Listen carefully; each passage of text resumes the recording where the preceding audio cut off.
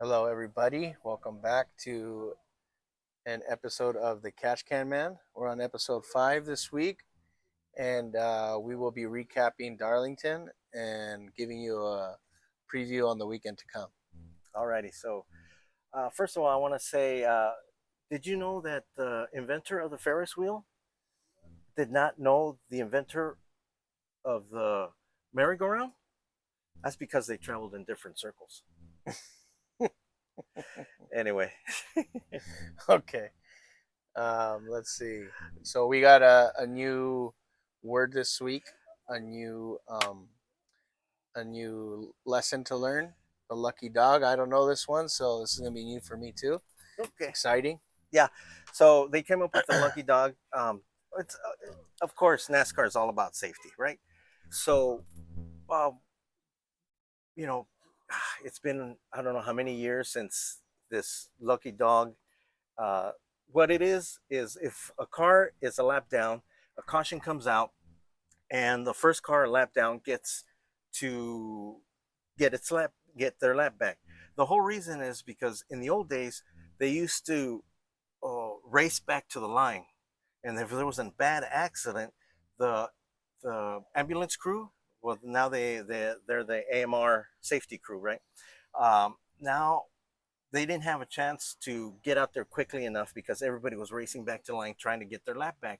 And some leaders they had teammates. They would slow down, let their teammate get past them so they Catch up. catch up, and they could get their lap back. And NASCAR deemed that was too dangerous because they wanted to get the safety team out there as quickly as possible if someone was really hurt. And that's why they came up with this new system where as soon as a caution comes out, everybody freezes, and NASCAR goes back to they have timing lights, timing circuits all around the track, and at the time of caution, they go back to where everybody's positioned when the time of caution came out, and they could reset the field when they go back to green. But drivers complained, well, if you freeze us, we're a lap down. How are we going to get back into the race? So they came up with this thing called, okay, they said, oh, one car a lap down could go back and get its lap back, and hence the lucky dog. How do they decide that car? The, The it's lucky dog. it's yeah, the lucky dog is the first car a lap down. So if there's four cars a lap down, and say they're running in 21st, 22nd, 23rd, and these cars a lap down, so the first car a lap down would be the guy running in 21st position. He gets his lap back, gets to go back Got it. to the back of the field, and he starts the race back on the lead lap. Well, you heard it, guys. So if you hear that term, lucky dog, Lucky dog, yeah. You don't now you you you know. never Now you really know. we really never want to be the lucky dog in NASCAR. You really True. never want to be a lucky dog in NASCAR True. because your True. car's not running well, and there's a reason why you're Uh, lap down. yeah. There's a reason True. why you're lap down. So, but True. they came up with a lucky dog. Hey, so and kudos to NASCAR. It's all about safety. It's all about safety. So, All right. That was a good one. Okay. thank you. Um. So let's do a recap. Right. Yeah, that's right. We're recapping Darlington, the Lady in Black, the track Too Tough to Tame, and they say that if they also have what they call a Darlington stripe, and I can't remember which driver. Just about every driver said if you don't get a Darlington stripe, you're not racing hard enough, and it's one of the toughest tracks on the circuit because of its egg shape. And I recapped it. I didn't recap it, but I kind of mentioned it. The little preview last week. My little preview last week why it's egg shaped, because when they were building turns 3 and 4, back then it was 1 and 2, but several years ago they switched the configuration, kind of like what they did in Phoenix. They flipped the track around. Now it's 1 and 2. So back then it was 3 and 4. When they were building it, they were going to make a true symmetrical racetrack. But when they were coming around and started building straightaways to start building turns 3 and 4, I mean 1 and 2, there was a little fish pond, a fisherman's pond that the owner of the land wanted to keep. So hence they narrowed those turns down. and that's why it's called the track Too Tough to Tame. And some people, because they think it's possessed, they call it the Lady in Black. And it's so tough because teams have to configure their setups either to one end of the track or the other end. So if you configure your setup, your suspension, everything to one end of the track, you certain teams that set up for the other end of the track, they have the advantage at this end, then but you'll have the other end of it. That's why it's a fun race, because it's like this. That's cool. It's all Yeah, it's all day back and forth. It's all day back and that's forth. badass. Yeah.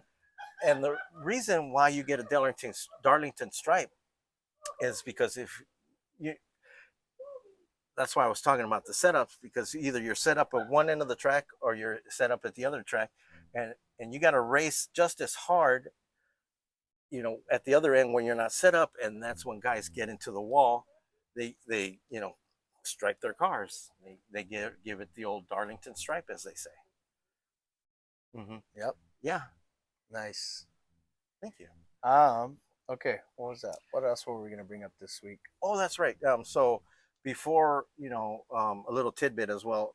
They used to run the spring race 500 miles. It was called the Rebel 500, and then they recently shortened it to 400 miles. So it was called the Rebel 500, but now it's whatever sponsor is sponsoring that race. Like this past weekend, it was the Goodyear 400.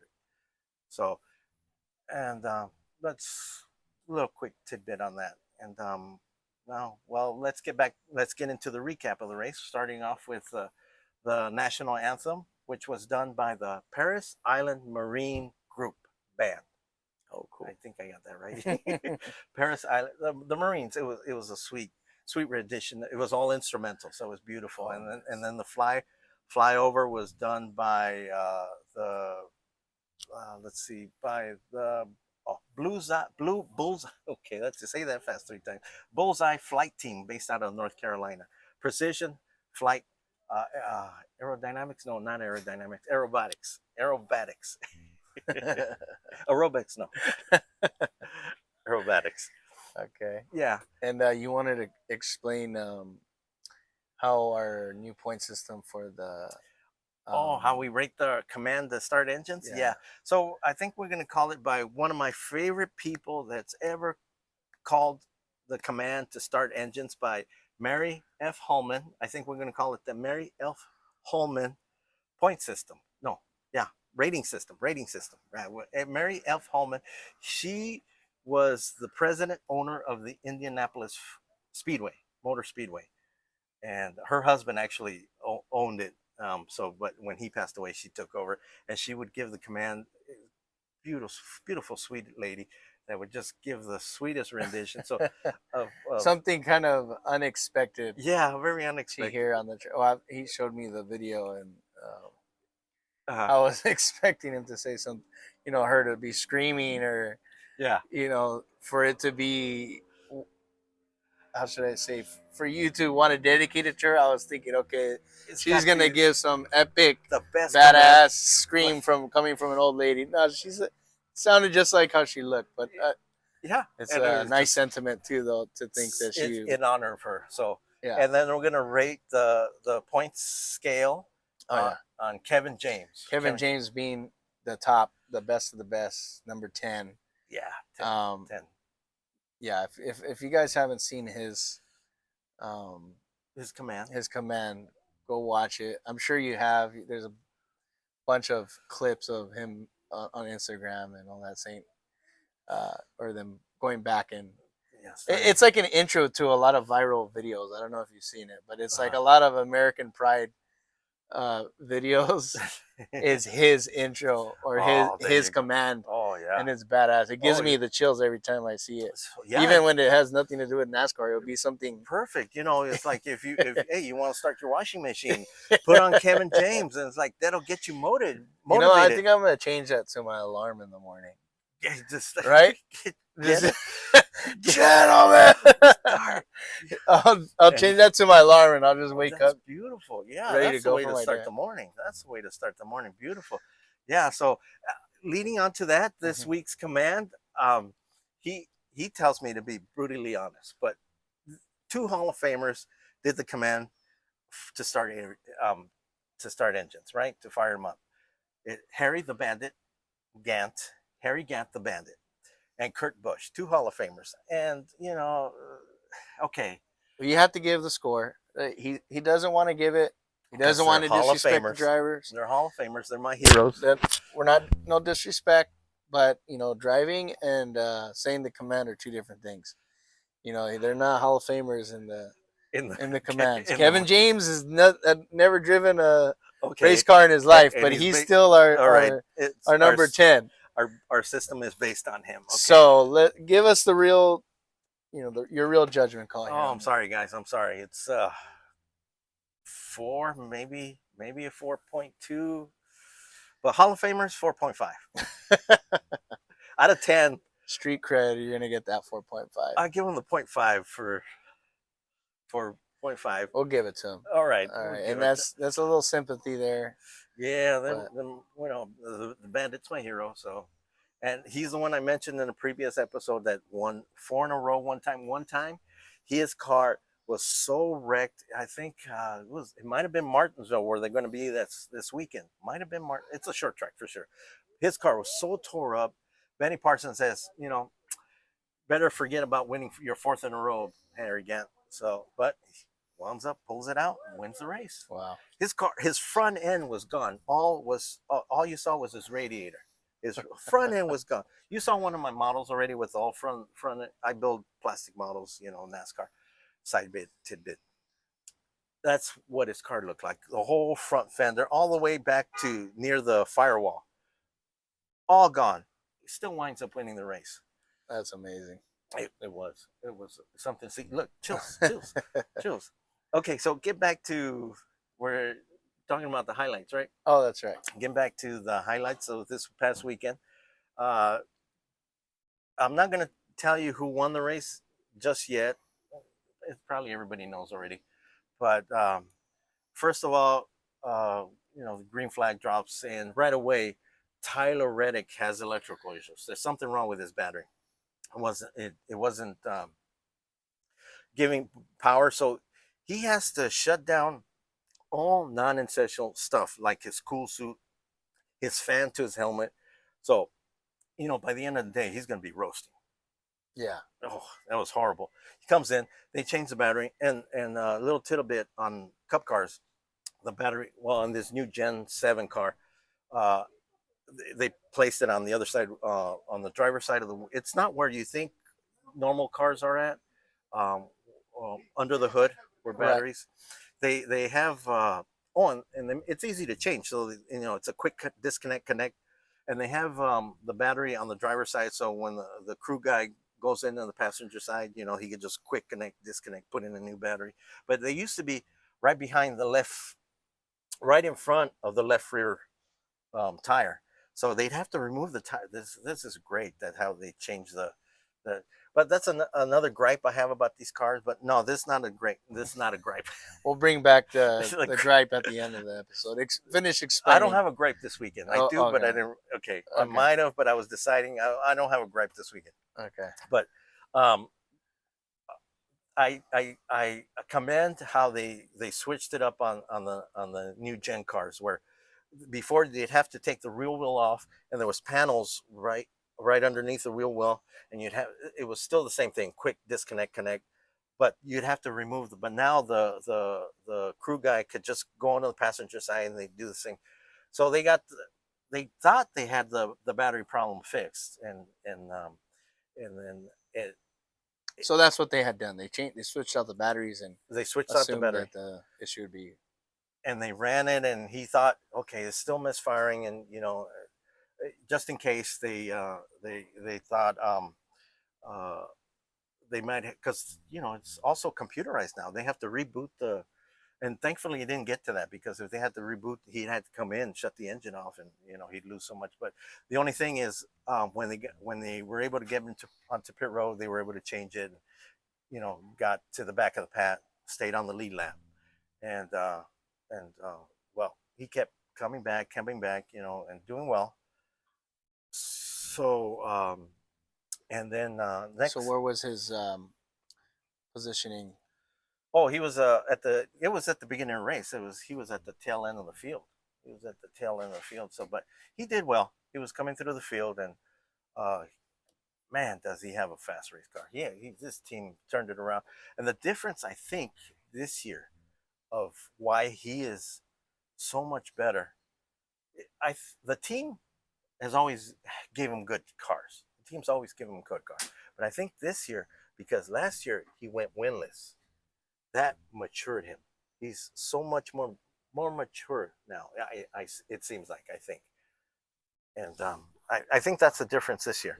Okay, I'll tell you, he won the race, and you know what? He's won 4 out of the first 6 races, and that hasn't been done since Dale Earnhardt and Bill Elliott are the only 2 drivers that won 4 out of the first 6 races.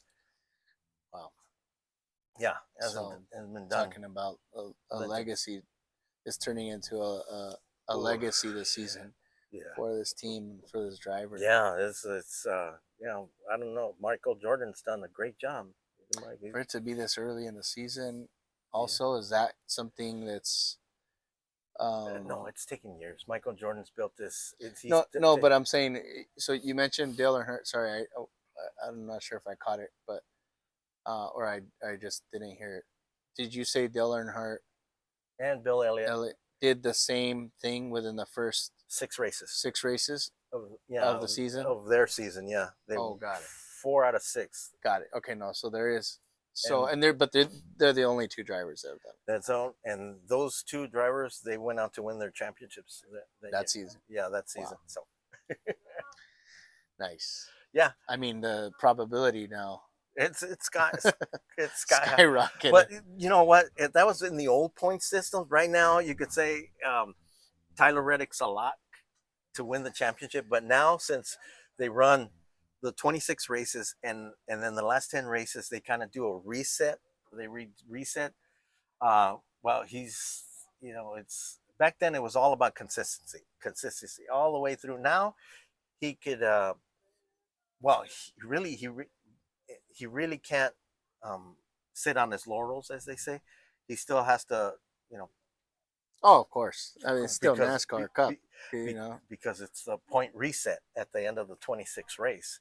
In the old days, Bill Elliott and Dale Earnhardt were okay. That's it. It's over. They could just cruise the rest of the season, but that's okay. They They just still gotta earn points. they still had to finish in the top 10. They still had to run the race. They still had to finish. It wasn't a true loss where they could just say, okay, I won the first 4 races. And like, my points lead is, I'm good. Yeah, because everybody else is just dialing up their game, and they'll catch up. They'll catch up, and same thing is going to happen this season. The Chevys are struggling, but they're going to catch up. And oh, you know what they're doing too?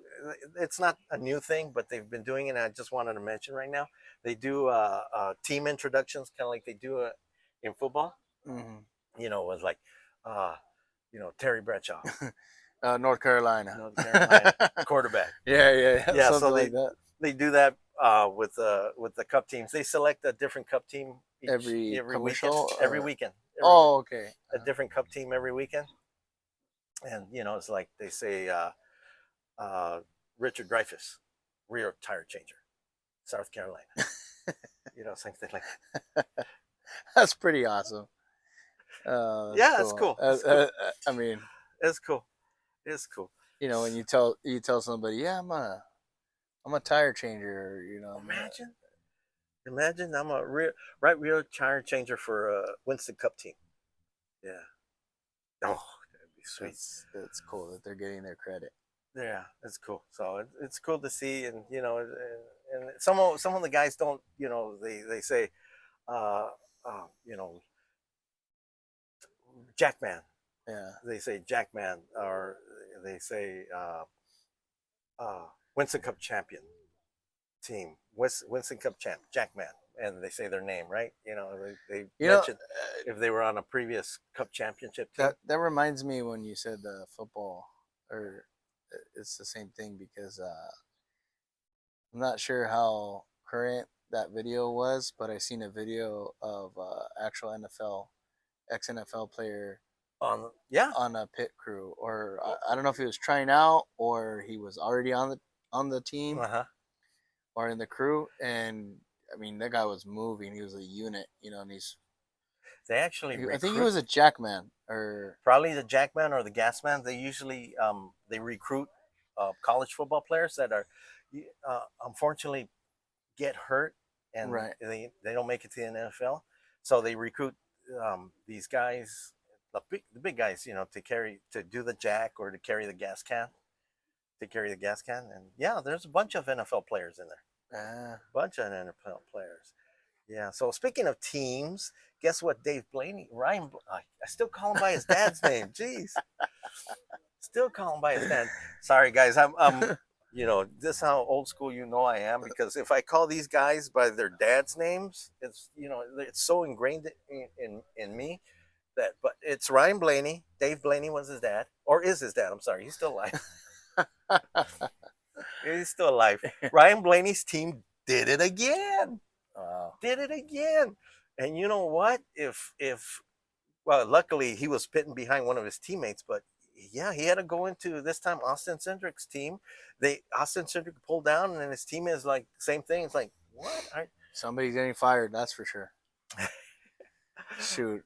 Wow. Somebody's getting canned, I, or somebody's related to somebody in that and the other teams on that on that to happen, you know. for the other team, some other teams paying him, giving him.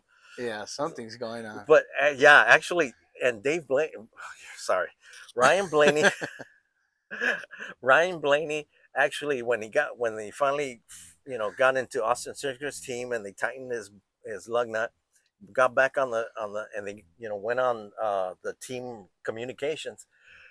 I am give so much credit to Ryan Blaney because he could have been doing a Kyle Busch yelling at his crew, but he was guys, he was trying to actually pump them up. We can't be doing this anymore. We got to get things, Dialed we're in. yeah, exactly. That's exactly what we got to dial this in. We're a good team. We got to dial this in. We got races to win like that. So Hey, people are gonna, guys that there's some guys that respond well to some sort of kick leadership in the that butt. can be a kick, yeah, you know, let you have it type. Hmm. But I feel like majority of people follow more the guys that they don't want to let down. Guys that just normally, hey, you know, just get your shit together. They're gonna Yeah, they're gonna fall in line a lot faster yeah. We'll than see. letting it down. So I That's guess we'll see this year. that's Or maybe he's too soft. Maybe he should he fucking, should have been yelling you at him. know. Who knows? We'll find out. We'll find out. So we'll find out in Martinsville.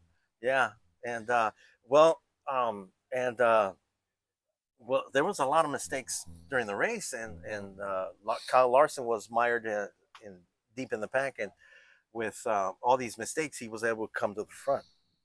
Excuse me. It was up couple come to the front, but unfortunately, he didn't have a good enough car to stay up there. Finished in, he did well when everybody was having trouble, but when everybody got their act together, he wound up with a top 30. You know, wound up with a top 30.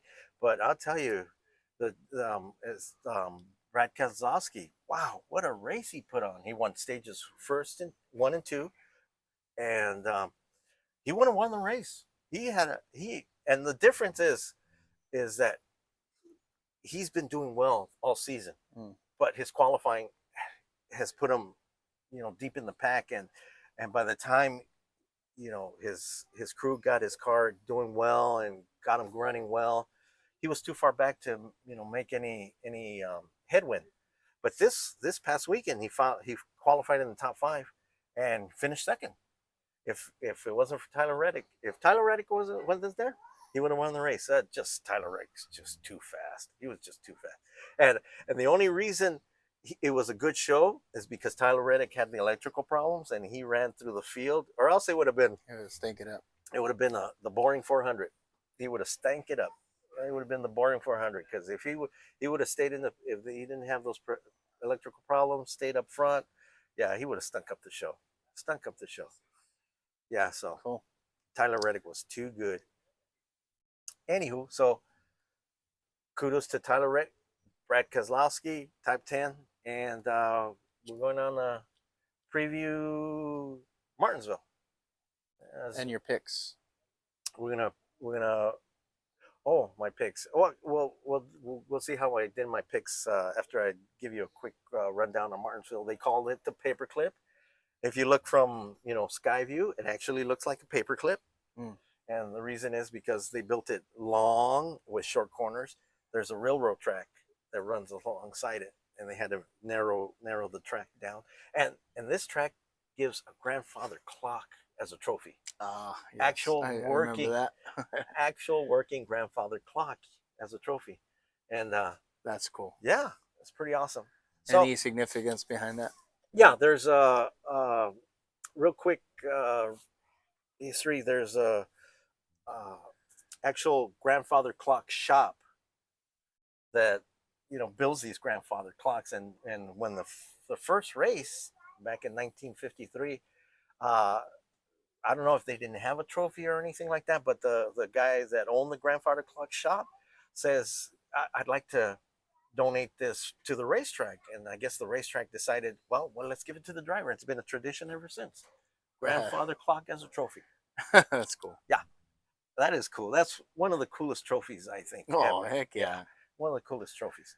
And some of these drivers have 11.